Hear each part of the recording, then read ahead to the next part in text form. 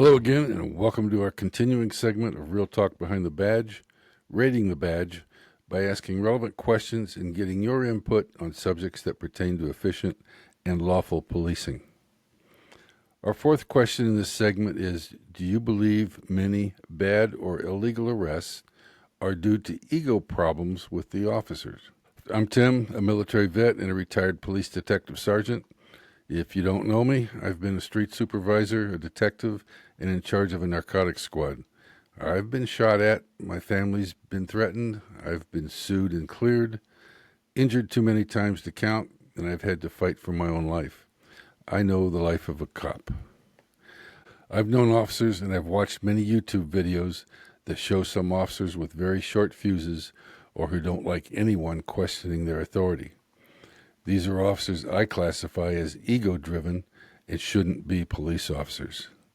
They seem to thrive on being in charge in all situations, and if you don't strictly obey their orders when they give them, whether they're lawful orders or not, they soon come up with a reason to arrest, which usually will constitute an illegal arrest. Now, thankfully, I believe these officers are few, but I also believe they have no business in law enforcement, as all they do is give a bad name to other officers. The problem is there is little anyone can do about it until they're caught and hopefully fired and held accountable. But this is also where we need strong supervisors.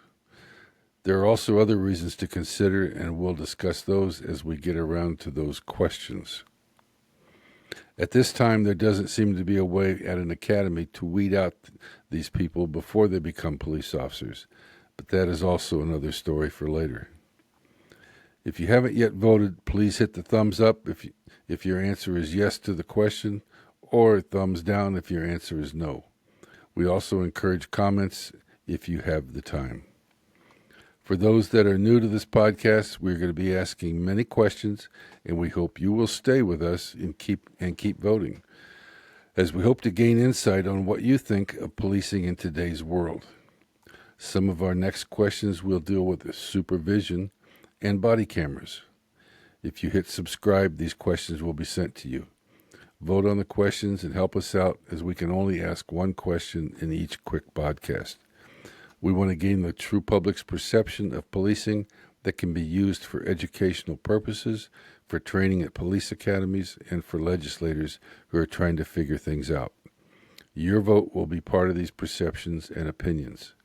We want to know what you feel is being done correctly and what needs changing. We can only get this done if you answer the questions honestly. The rating for each question will be useful for determining what type of training and how much training officers need for their job, what the public perceives as fair and just, and what new laws need to be made. I hope you'll join us in this educational journey. Please hit the subscribe button so that you will all get the questions as we post them. As soon as we start getting votes in, we'll keep a running tally of the voting of each question at realtalkbehindthebadge.com, and you're free to look at those totals and results of all questions at any time.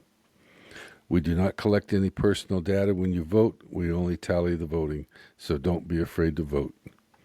You can go to YouTube, the link I placed down below, on the other questions and discussions if you missed them. Please, please, please hit that subscription button so you can vote on all our next questions and be a part of our educational journey. We can and we will make policing better. Thank you for voting. This is Real Talk, signing off until next time. God bless and have a great day.